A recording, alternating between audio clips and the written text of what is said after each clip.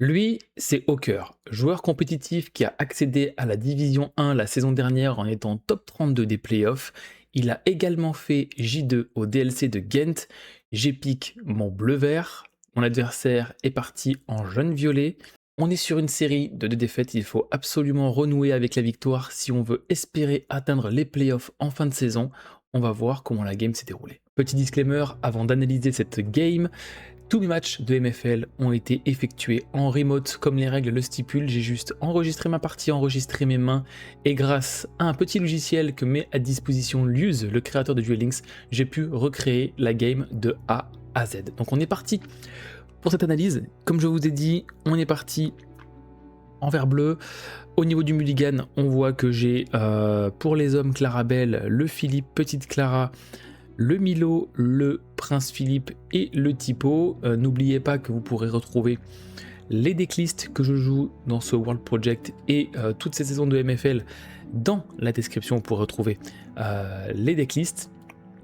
Et on est parti. Mon adversaire du coup, hop là, si je lance ça c'est encore mieux, voilà.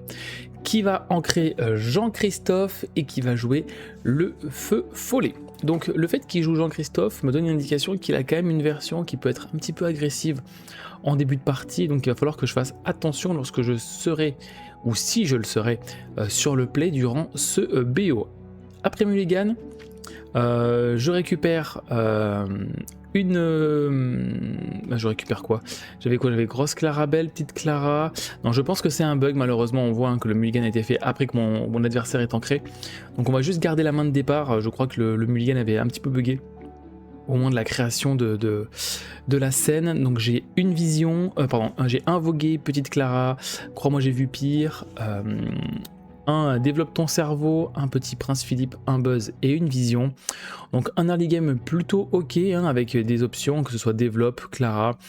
Voilà, au moins j'ai mon ramp, ce qui me permettra justement de m'accélérer en ressources. Donc le feu follet qui arrive et la Cindy qui arrive en jeu. Donc la Cindy c'est juste parfait, c'est le genre de T3 voire de T4 qu'on veut absolument avoir, donc c'est juste parfait. Je vais ancrer vision. De toute façon toutes les cartes qui sont ici sont des cartes qui ont un impact en début de partie. Je garde la Clarabelle en prévision qu'une grosse Clara arrive un peu plus tard dans la partie et sur deux cartes vont me permettre de trier et récupérer les cartes les plus importantes. Je vais quand même faire un développe et récupérer un pour les hommes. Et je vais pass turn tout simplement. Un Cheshire est ancré, il joue grand-mère feuillage mais pas de deuxième T1. Donc ça fait un petit peu nos affaires, surtout en début de partie où notre deck a justement du mal. Il n'a pas la possibilité surtout de mettre des bodies en début de partie, donc c'est juste parfait. Je récupère un Sous l'Océan, donc Sous l'Océan qui est une excellente carte dans le match-up, car énormément de ces personnages ont 2 de force ou moins. Souvent, on va essayer de mettre beaucoup de personnages pour pouvoir jouer un tac et ensuite avoir un board très imposant qu'on va avoir du mal à passer via les trades. Donc le Sous l'Océan est une très très bonne carte. Attention tout de même à ne pas non plus enlever toutes nos cartes actions, car le Mougli peut faire énormément de mal, et si malheureusement on joue un petit peu greedy, qu'on enlève toutes nos actions et qu'on se prend un Mougli, ce sera le Sous l'Océan qui partira, et ça ce sera vraiment très dommageable. La preuve, j'enlève crois j'ai vu pire, mais parce que j'ai encore une fois pour les hommes que je peux garder en pré-shot d'un Mougli, et surtout que j'ai besoin de poser un petit peu de board en début de partie. Je vais jouer voguer, je vais récupérer un Prince Philippe, et je vais ancrer Clarabelle, tout simplement pourquoi? Parce que au final, le plan de jeu Clarabelle, je l'abandonne, parce que je me dis, il faut que lui pose ses personnages. Je vais jouer Petit Prince, prochain tour Cindy, et en gros je peux potentiellement altérer et chanter Sous l'Océan. Donc voilà un petit peu le plan que je me mets en tête. Il ancre un manoir et il joue un génie. Je récupère un typo que je vais ancrer et je vais jouer le Petit Prince. Alors, là, deux choses. Enfin, deux choses. Une chose très particulière, c'est que je mets le prince. Donc je sais que là, en main, il peut potentiellement au prochain tour jouer une Elsa. La Elsa, vu qu'il y a hors d'atteinte, ne pourra pas venir chercher ce petit prince. Le problème, c'est qu'étant donné que je suis sur la draw, il aura un tour de plus pour pouvoir arriver à son T6. Et son T6, on le connaît, c'est Démona. Et il faut absolument que mon adversaire n'ait pas Démona. S'il y a Démona, mon plan de jeu Prince Philippe tombe à l'eau. On va dire que c'est la seule out qu'il puisse avoir pour m'empêcher de raser son board. Il va jouer un attaque justement, donc là tous ces personnages, si jamais ils sont attaqués ou attaquent, récupèrent la défense à la place de l'attaque. Donc si jamais je viens trade via un défi, je devrais taper une 3-3, une 2-1, une 2-2 pardon, une 4-4 et le tac 4-4 également. Ça ancre un Wana. De toute façon, c'était pas le but d'aller mettre des dégâts forcément. J'ai une deuxième Cindy, donc j'ancre pour les hommes. Donc là, ça peut être une erreur, mais dans tous les cas, vu que je n'ai pas d'autres ancrables, je n'ai pas le choix que d'enlever mon action. Je vais jouer Cindy, ancrer la Cindy et je vais récupérer Clarabelle. Sur ma draw, il ancre chat et là, la pire carte qu'il puisse avoir sur les 3 en main, c'est des Mona. Et effectivement, il a des Mona, il va pouvoir m'enlever la Cindy avec le feu follet, il peut m'enlever le prince Philippe avec le génie, partir à l'aventure. Avec tout le monde, il est déjà à 6, je ne peux plus faire mon combo Philippe sous l'océan. Et ça, c'est problématique, hein, parce que je vais devoir ancrer Vision, ancrer Clarabelle. Donc là, clairement, Vision, c'est peut-être pas la carte qu'il fallait ancrer. Peut-être le prince Philippe qui avait moins d'impact. Surtout qu'on était qu'à 7 d'encre. Bon, il était à 6, il a un énorme board pour partir à l'aventure après. Le potentiel combo MMV Philippe serait arrivé peut-être un petit peu tard. Donc écoutez, Vision qui est parti. Et je joue Clarabelle, malheureusement il a que 3 cartes en main, je ne peux pas faire de value. La Démona qui m'a mis extrêmement mal, hein, clairement. Lui il va faire grand-mère dans Elsa qui va m'incliner et tout simplement la Démona va prendre la Clarabelle. Et j'imagine que vous savez la suite de l'histoire, il est déjà à 12. Je vais faire sous l'océan, certes pour raser un maximum de board, mais lui derrière va enchaîner avec le petit manoir, le garde du palais, mais derrière malheureusement je récupère un bend et il fera beaucoup trop de value. Je ne pourrai absolument rien gérer puisque je n'ai même pas d'ancrable pour pouvoir jouer Philippe et gérer cette Démona potentiellement, et au final prochain tour il partirait à 16, 17, 18 et je n'aurai rien sur le board pour gérer quoi que ce soit. Donc voilà la première game qui se termine ainsi. Dur hein, le fait d'avoir pas eu d'autres options que Petit Prince qui va chanter qui va faire l'alter plus la chanson Sous l'océan. Malheureusement la Démona qui arrive le tour où il faut pour pouvoir gérer le board. Pas grand chose à dire, de toute façon j'avais pas d'autres non plus 1000 options en main. Donc on va essayer de passer à la game 2 pour se rattraper. Allez, on est parti sur cette game 2. Au niveau du mulligan, je garde un Voguet, un Pimprenel et une Clarabelle. J'enlève mes doubles typos, Vision, MMV. De toute façon, c'est des cartes qu'on a envie d'avoir, mais un peu plus tard, sauf les typos évidemment. Ce qu'on veut. On veut récupérer potentiellement une grosse Clarabelle et pour les hommes pour faire un max de value et piocher un maximum. Derrière, je récupère du coup un Petit Prince, une Vision, un Milo et à nouveau un typo. J'ai quasiment eu tous les typos de la Terre entière en main. Alors il ancre Démona qui est une très très bonne tech en tout cas en ce début de format. Une 4-6 qui peut taper à 6, c'est plutôt fort, hein, ça va chercher justement des traits de Clarabelle sans être trade en retour, donc c'est plutôt pas mal. Étant donné qu'il est sur la draw, il peut jouer Jean-Christophe avec ses capacités Outsider. C'est très très bien pour être très agressif en début de partie et grappiller le maximum de l'or. Je récupère un pour les hommes, donc j'ai quasiment toutes les pièces du combo, mais il me faut absolument la grosse Clarabelle que je pioche magnifiquement sur le Voguet. Et là on va dire que ma route est quasiment toute tracée. Je vais pouvoir jouer la petite Clarabelle. Alors, normalement, si tout se passe bien, il ne pourra pas, à moins qu'il joue Grand-mère Feuillage. D'accord, donc il joue Grand-mère Feuillage et il joue Feu Follet. Donc là on va dire que le pire qui puisse arriver en tout cas au prochain tour, de ce que je me dis là, c'est qu'il puisse jouer Fraîche Neige ou Tigrou. Parce que s'il joue Fraîche Neige ou Tigrou, ça veut dire qu'il m'enlève ma Clara, que je ne pourrais pas faire Pimprenel plus Clara, d'avoir mon chanteur et d'altérer au prochain tour. Donc là je me dis ok, est-ce qu'au final le play Pimprenel, bah, c'est pas le bon play, il faut tout simplement jouer pour les hommes, renvoyer cet arbre et déjà faire piocher l'adversaire en pré-shot de ma Clarabelle qui va arriver, mais surtout il aura que 3 d'encre, et avec 3 d'encre il ne pourra pas gérer ma Clarabelle ni avec Fraîche Neige, ni avec Tigrou, ou d'ailleurs avec aucune carte jaune-violet dans son deck. Donc je décide d'ancrer mon développe. En vrai c'est peut-être pas développe que j'aurais dû ancrer, c'était plus Pimprenel pour garder justement une option pour aller chercher en tout cas des cartes dans les prochains tours. Je décide de faire pour les hommes sur la mamie, justement avec cette idée de ne donner aucune possibilité à mon adversaire de venir chercher cette Clarabelle, de déjà faire piocher mon adversaire un tour plus tôt, et comme ça au moins gonfler ma Clarabelle un tour plus tôt. Il joue Mowgli, il voit que je n'ai pas d'action, c'est juste parfait, il va jouer Feu Follet, mettre un maximum de board et s'enlever un maximum de cartes en main effectivement. Je vais ancrer ma Pimprenel maintenant, je vais garder les 2 Milo. Pour les prochains tours, ma Clarabelle qui arrive, je vais pouvoir prendre le trade sur le Jean-Christophe et l'empêcher de faire des points de l'or. Donc en soi, je peux très bien me prendre un tac au prochain tour, mais il devra mettre 2 body et donc du coup perdre un petit peu en tempo au niveau du lore. C'est un petit peu risqué de prendre sur Christophe, mais je ne peux pas me permettre non plus de le laisser prendre du lore à volonté. Ma Clarabelle qui va me permettre de piocher 2, je récupère un sous l'océan qui est une très très bonne carte. Il me refait un Mougli, donc pas de tac sur ce tour, ça c'est juste parfait. Et d'ailleurs il va m'enlever le sous l'océan. Donc bon pré-shot au niveau du Mougli, et lui il enchaîne hein, avec CT1 et CT2, il va ancrer force hypnotique, il va prendre un maximum de l'or.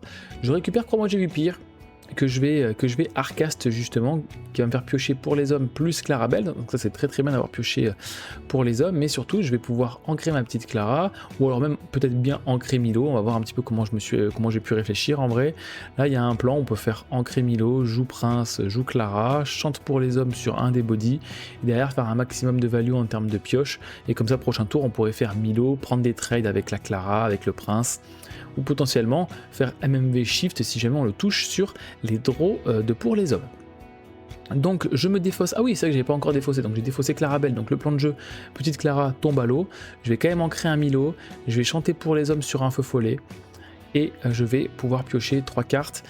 Et justement au niveau des draws, c'est la draw parfaite, MMV plus Philippe, et en plus j'ai double MMV, donc s'il me refait Mougli, c'est juste parfait parce que je vais pouvoir venir enlever un MMV et faire un maximum de dégâts au prochain tour. Ce n'est pas ce qu'il fait, et malgré le tac, il décide de quand même partir à l'aventure et de me forcer moi à prendre les trades et à venir me faire trade, mais c'est dommage pour lui. J'ancre typo, je chante MMB avec la Clara, j'altère avec le Prince Philippe pour prendre 3 de l'or, c'est toujours mieux que 2 de l'or avec la Clara, et le board est rasé, c'est juste parfait.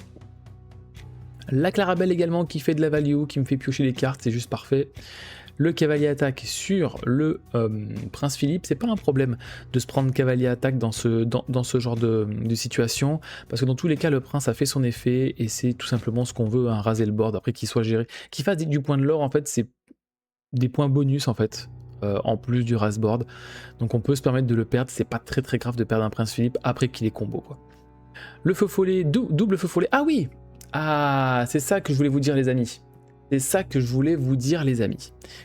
Et là on en revient justement à quand j'ai fait le replay, et ben en fait quand j'ai joué la game, j'imagine qu'il y en a certains peut-être qui l'ont déjà vu à ce moment-là, c'est qu'au moment où je fais la combo Philippe, je rase le board, mon adversaire a 3 cartes en main.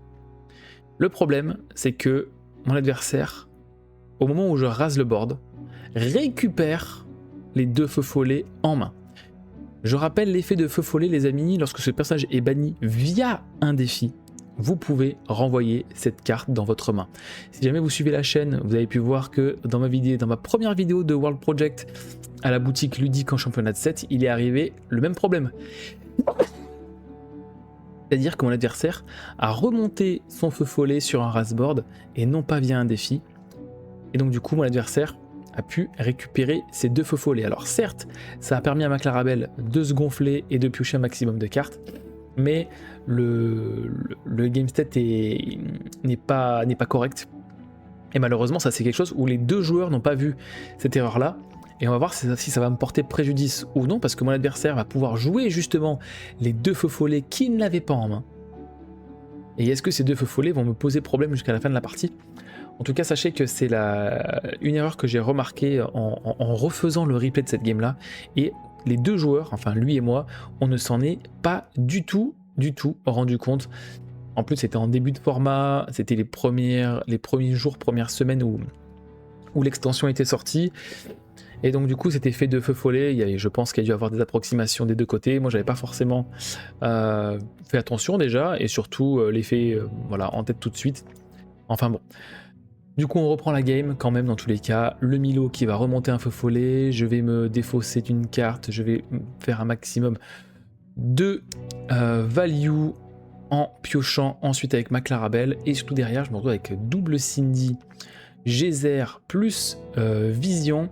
Et donc, on va essayer d'aller chercher potentiellement un sous l'océan si on peut. Mais ce ne sera pas sous l'océan, ce sera une deuxième vision. La vision qui va... pourquoi j'ai pas fait vision là à nouveau? Je réfléchis les amis, hein, je réfléchis ce que j'ai fait. Donc là j'avais 1, 2, 3, 4, 5, 6. En vrai dans l'idée j'aurais pu faire vision, mais c'est pas ce que j'ai fait. J'ai préféré ancrer Crois-moi j'ai vu pire jouer Cindy et jouer Geyser. Ok. Et donc du coup, ouais, je pense que c'est un... il avait combien? Il avait 13, 14, 15, 16, 17, 18. Je pense que c'était un petit peu... Non, je pense que c'est pas du tout le bon play à faire. Je pense que c'est pas du tout le bon play à faire, les amis. Alors est-ce que potentiellement j'aurais voulu peut-être chercher un sous l'océan dans mon encre, mais bon je savais que j'en avais pas quoi qu'il arrive. Non, c'est pas du tout le bon plan, les amis, hein. Le vrai plan aurait été d'essayer d'aller chercher justement cette vision de l'avenir, ce sous l'océan avec la vision. Surtout que là en plus je vais lui redonner des cartes en main, donc potentiellement reposer du board et derrière lui donner encore plus de chances de l'emporter tout le tour d'après. C'était un petit peu risqué de faire ce genre de play. C'était même trop risqué. Du coup, je vais quand même partir à l'aventure. Je vais monter à 11. Est-ce que j'ai l'étal? 1, 2, 3, 4, 5, 6, 7. Et j'ai pas l'étal non plus. Je vais quand même piocher et faire un petit peu de value. Lui, bah forcément, hein, va flood le board. Et maintenant, eh ben, je n'ai plus le choix. Je suis obligé de faire double vision développe pour aller chercher sous l'océan. Sinon, j'ai tout simplement perdu. Donc, je vais récupérer une autre vision. Je vais récupérer le sous l'océan via la deuxième vision, mais en vrai c'était le play était quand même un peu risqué. Je pense même qu'il était trop risqué pour ce que ça allait faire, donc j'ai eu de la réussite sur cette double vision, et donc du coup je peux chanter, raser le board, et là après remporter la partie. Je suis à 15, et il n'a rien pour prendre 2 points de l'or, donc la game se termine comme ça. Donc game très particulière, qui n'aurait pas dû faire monter mon adversaire aussi haut, et si mon adversaire n'avait pas été aussi haut en l'or, je pense que le play Cindy dans Geyser n'aurait pas été joué et j'aurais été un peu plus safe dans mes choix de play. Peut-être pour ça que j'étais un petit peu... Voilà, j'ai un petit peu grid, j'ai un petit peu fait des plays forcés. Bon, ça m'a réussi sur ce moment parce que j'avais récupéré 2 visions sur une vision, donc ça m'a permis de creuser justement au niveau de mon deck, hein. Creuser, quand tu as la possibilité de creuser jusqu'à 15 cartes dans le deck, et ben tu as beaucoup plus de chances d'aller récupérer ton out. Du coup on est en 1-1 dans cette partie. Écoutez, on va passer à la game 3. Allez, la game 3 qui va déterminer qui de Hawker ou de moi-même allons repartir avec la victoire. Je vous rappelle, on est en 1 victoire de défaite dans cette Division 1 de MFL, il faut absolument renouer avec la victoire si on veut espérer toucher les playoffs. J'enlève que les cartes qui ne me sont pas utiles, je garde uniquement Crois-moi j'ai vu pire typo qui combote parfaitement pour aller chercher justement ces solutions. Je récupère un pour les hommes, un prince, un alter, une Cindy, une Pimprenelle, donc une sortie plutôt ok. Voilà, j'ai pas de sortie Clarabelle, mais c'est pas très grave parce que j'ai quand même des bodies pour tenir en début de partie. Mon adversaire qui joue garde du palais, et justement cette Clarabelle qui arrive, mais on n'est pas encore au moment de pouvoir la jouer. J'ancre le gros prince parce que dans tous les cas, ça c'est que des cartes que j'ai envie de garder. Un typo pour Crois-moi j'ai vu pire. Le prince, ça permet d'avoir potentiellement une encre sympathique, voire jouer à la place de Pimprenelle, ça peut être aussi une solution, même si c'est pas la meilleure solution. Il joue Grand-Mère Feuillage dans le garde du palais, donc une sortie, on va dire, standard, mais qui peut être agressive en début de partie. Je vais ancrer pour les hommes et jouer typo. Alors, pourquoi j'ancre pour les hommes? En vrai, je pense que ça c'est une erreur de ma part, hein. Je pense que là, du coup, c'est le petit prince qu'il faut ancrer, pas pour les hommes du tout. Ça c'est une erreur de ma part, j'aurais pas dû ancrer pour les hommes, ça c'est sûr et certain. J'aurais dû ancrer prince, parce que pour les hommes ça reste quand même une très bonne carte, hein. Si le typo n'est pas géré, on peut se le chanter sur nous-mêmes, ou enlever un body qui peut être un peu relou, comme un génie, un tac. C'est pas un bon play. Clairement, ça c'est pas du tout un bon play de ma part d'ancrer ce pour les hommes à ce moment de la partie, c'est une très grosse erreur même. Je pense que là, clairement, si j'ai enlevé l'alter de Philippe, c'est le petit qui doit partir juste derrière, surtout que j'ai vision. En vrai, dans l'ordre chronologique, ce serait plutôt Prince, Vision à enlever, sur Over pour les hommes, et surtout si jamais on veut pré-shot un Mougli potentiel, il faut garder Vision plus pour les hommes. Donc c'est Prince Philippe qui aurait dû partir, c'est une grosse erreur de ma part. Typo qui est joué, qui va ancrer du coup la Vision. Ok. Encore une fois, hein, si on veut garder justement Crois-moi j'ai vu pire pour chanter sur Typo, il faut garder cette Vision et ancrer ce Prince. Là, clairement, cette troisième game, là, elle me plaît pas du tout, hein. C'est pas du tout une game qui me plaît en termes de choix. Là maintenant avec le recul, c'est de très mauvais choix que j'ai fait. Génie qui arrive, surtout qu'en plus la vision aurait pu me faire creuser pour aller chercher un sous l'océan. Donc c'est pas bon du tout. Donc là du coup je vais chanter, je vais récupérer Pimprenelle plus pour les hommes. Je vais enlever qu'est-ce que je vais m'enlever? Je vais enlever Milo. Ouais, Milo qui est un peu trop late, effectivement. Je vais garder une Pimprenelle pour pouvoir l'ancrer, jouer Pimprenelle. Donc du coup, prochain tour, ce que je veux, c'est quoi? C'est ancrer Prince ou ancrer ce que je vais avoir, jouer Cindy, ancrer Prince ou l'autre. Garder pour les hommes Clara pour au prochain tour chanter, jouer l'alter, piocher un maximum et essayer de faire de la value. Ça risque d'être compliqué, hein. Lui, il joue tac. Il prend un maximum de l'or, il est déjà à 9. Ça commence à être tendu les amis, ça commence à être tendu, donc effectivement Cindy qui arrive, on va chanter pour les hommes sur le tac, on va ancrer le prince. Donc là pareil, hein, je pense que c'est pas tac qu'il faut que j'enlève, je pense que c'est plutôt génie. Génie est plus relou que tac en vrai. Même si du coup ça force avec la Pimprenelle qui est là, en fait qu'on ne peut plus me trade, mais s'il veut venir me trade, il doit venir crash ces deux gardes du palais. Donc en vrai, après il peut toujours jouer Elsa avec son tac, incliner Cindy, Elsa prend le trade sur Pimprenelle, on prend le trade sur... Ouais. Ouais, là on va dire que les deux choix étaient entendables. Les deux choix étaient entendables. Il rejoue un tac en plus, il joue Jean-Christophe, il va prendre le trade justement. Ouais, je pense que c'est génie avec le recul, je pense qu'il aurait dû fallu prendre. Il passe à 12 du coup en termes de lore. Pour l'instant, franchement les amis, je vous propose vraiment un gameplay plus qu'horrible. Et là encore une fois, voilà, ouais, un choix qui est fait de ma part. Je peux l'entendre, hein, mon adversaire qui a que 2 cartes en main, donc la Clarabelle ne fera pas de value. J'avais la possibilité soit d'ancrer Vision et de faire Petite Clara dans Grosse Clara, et donc d'avoir 0 carte en main, de piocher 2. Mais j'ai fait le choix plutôt d'ancrer Petite Clara, de jouer la grosse, de garder Vision, pour que justement je pioche 1, mais que derrière je sois assuré d'avoir Vision pour aller essayer de creuser pour sous l'océan et raser le board. C'est ça l'idée.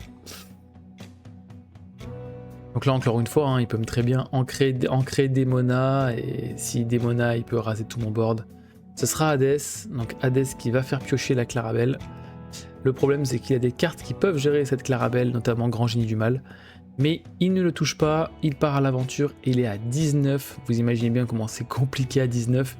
Et malheureusement, eh ben, ça va être très compliqué parce que même si j'arrive à toucher sous l'océan, il y aura toujours ce Hades que je ne pourrai pas gérer. Donc à la limite, il faudrait avoir Vision touchée pour les hommes, Vision touchée sous l'océan pour gérer à la fois le board et à la fois Hades.